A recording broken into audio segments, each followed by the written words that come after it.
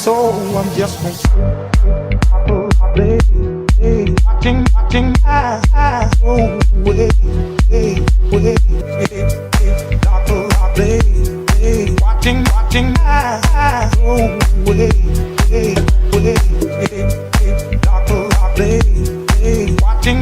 my eyes go away.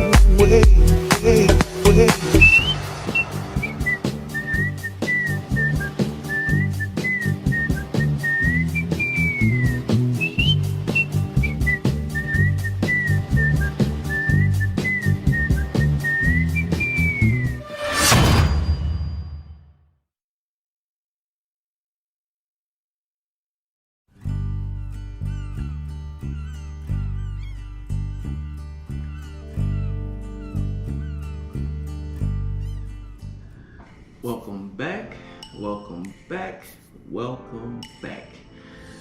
Well, hello ladies and gentlemen. It seems like spring is upon us. It's spring! So, I was thinking about the birds and the bees and the flowers and the trees, and thinking about what kind of wine can we do for the spring. And I did come up with some recipes and some wines that we can do, but I think I want to start this one off with a wine that I feel would get a lot of how you want to say notoriety. You big dummy! Notoriety. I can't even get the word out. Are you stupid or something? But you know what I'm trying to say. I'm sorry, like I said, I'm thinking about some other things too at the same time. But this specific plant or flower, should I say, that I'm thinking about starting off a few of these videos with, as far as a spring theme.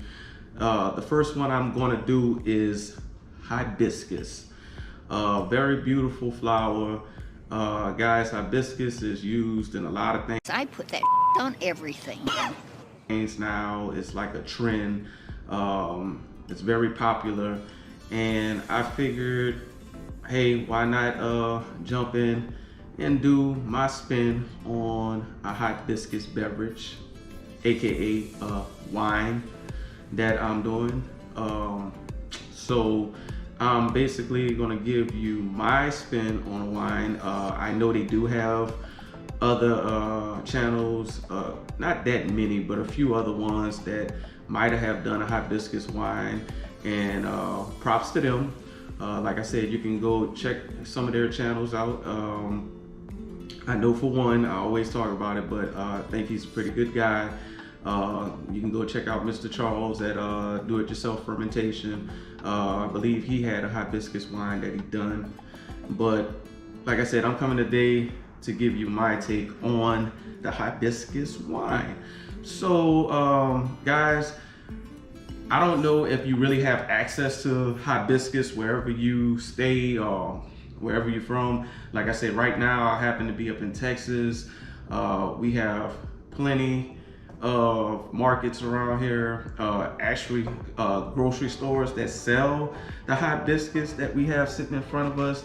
And I haven't really ran into I guess the fresh hibiscus, but I know they do sell a lot of dried hibiscus. So shop around, see if you can find some in your area. If not, you can also order some hibiscus off of Amazon. I looked up my sorrel, and also found that you can get hibiscus from Amazon. It's fine. Also, to let you guys know, hibiscus, not that I'm a doctor or anything. I'm not a doctor, but I play one on TV. Does have some health benefits. I know one for sure, as far as helping me. I don't have high blood pressure, but I was fighting high blood pressure for a minute because I purposely gained weight. Guys, I used to be itty bitty. You talk about $120. I got my weight all the way up to 199 pounds and went to my doctor, and it was like, you're too big. Your blood level, I mean, like I said, your blood pressure level is high, your heart rate is high and everything. So whoopee, I had to lose weight. Drinking hibiscus tea, other things like pomegranate juice, blueberry juice, kiwi, and all that other good stuff. It really helped lower my blood pressure and keep it down. So you can also use the hibiscus to make a tea, guys. Now, back to the wine. For me, you're gonna notice I have some different things here. There's always an argument about taste or flavor, should you say. It's like, oh, if I put this kind of sugar or this ingredient up in there, is it gonna shine through or is it gonna come through in the finished product?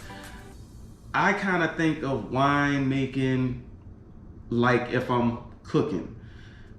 Whatever you put in, you go pretty much taste. It's just to what amount that you put in there. Not to mention, like after you finish cooking, when you get your bowl, your plate or whatever, how you want to add a little bit of salt, maybe a little bit of other spices or whatever. I think about wine in the same way, because whatever you put in primary, guys, if it don't really shine through in primary after it produced the alcohol and you see, you see or feel that it's not enough flavor there, that's what secondary is for. Secondary help pop some of those flavors out or bring them back out if you use the same thing you used in the beginning, or if you end up going with a different type of sugar, which I'm discussing now. For me, like I said, I could simply do this as me using the hibiscus and just throwing white sugar up in there to get that alcohol boost that we're looking for, and possibly come out as a sweet wine, if it don't go completely dry. But once again, that's the benefit of batch sweetening, because if it does happen to go dry, we can batch sweeten, guys, with any of these things that we have sitting before us and other things that might not be in front of us. I wanted to go with a little bit more tropical feel for this one, so I wanted to use some of this pure cane syrup. It's a natural product, and it's actually made from pure sugarcane juice.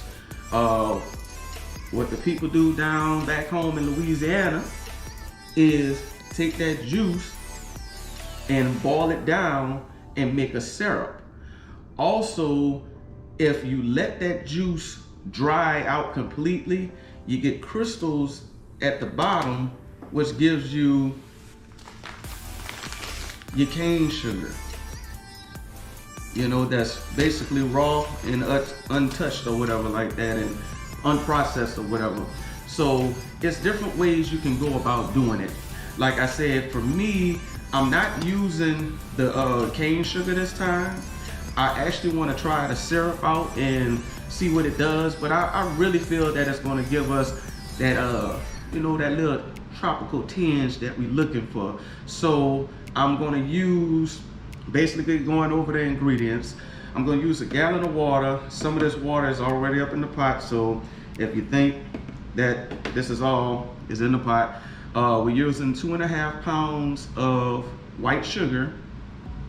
We're going to go ahead and use 8 ounces or half a pound of pure cane syrup, 4 ounces of the hibiscus, because we're going to make a hibiscus tea out of this, and we're also going to be using the notorious wine tannin powder. Now guys, like I said, you guys always think everything might be chemicals, but everything is not chemicals. This tannin happens to be I'm gonna put it up on the screen because I know you guys might not see it. But chestnut wood tannin comes from chestnut wood, and it's natural. It's a wood. So this is gonna help us get a little body going to that hibiscus in place of the tea. So obviously we're using that in place of the tea. Now that I notice I don't have my lemon, but I don't want to hit it with too much acid. So I'm using probably, I say about half an ounce of lemon juice. And like I say, guys, you can go up to 2 ounces or whatever. You can play with it. Like I said, I'm not giving measurements in the sense of we being scientific. Guys, my channel is fun. I just want to have fun. I don't want to have all the comments eventually where it'll be like, you're doing it wrong and you got to do it. No, I'm not going through all of that. This is a hobby for some of you guys, you know, and we just want it to be fun. You don't have to take all of those measurements. I mean, in a sense, eventually, but that's only when you become scientific or whatever. But it's fun. See what you come up with. See what you can do. That's all it is to it. And like I said, so we're using that amount of juice in this recipe. We also, I actually don't know which yeast. Okay, the BM 4x4. I picked this yeast because it's known to give a floral aroma and profile. It does like fruity esters, I believe, rose petal, and jammy esters to kind of like give you like a jam effect, or however you want to put that. But when I seen and said jam, of course thinking about preserves, strawberry jam, and all those other good jams that they got out there. But that's why I wanted to go with this yeast or whatever. We wanted floral, we wanted kind of fruity, you know, spring. So with everything being said, well, obviously our carboy, 1 gallon, airlock, filled with water in the bung. That's basically all I have to say, guys. You know, I want to enjoy this spring. A lot has been happening, but it's okay. And I think with the help, I know if I'm not supposed to say this or whatever, but you know, with the help of God, everything will fix itself and be okay. But anyways, we're going to get to this process. Hope you guys enjoy the video. Love you guys, and let's get the spring started. But wait, there's more.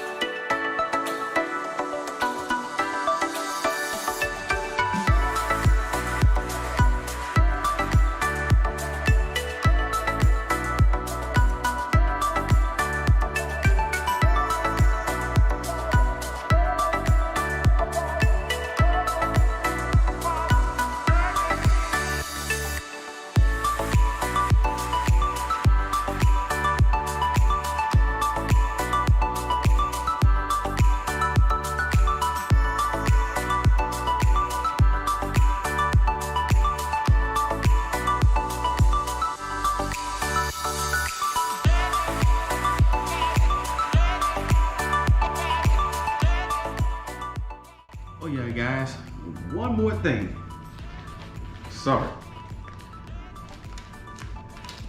In secondary, we are going to add half a teaspoon of lemon zest to our secondary. And if you remember, when I did the cara,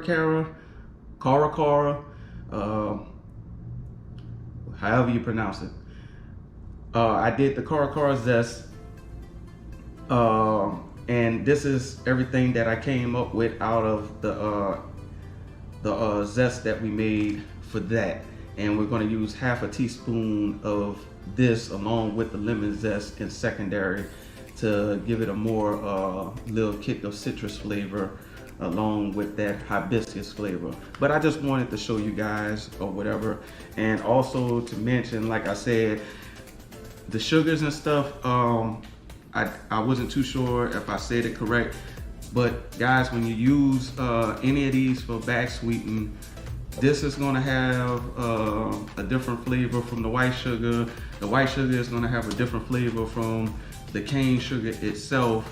All of this add different flavor when you're back sweetening. But like I said, back sweetening is going to be for another time, but I just wanted to make sure I had covered that I'm going to add this into our secondary. But okay, back to the process.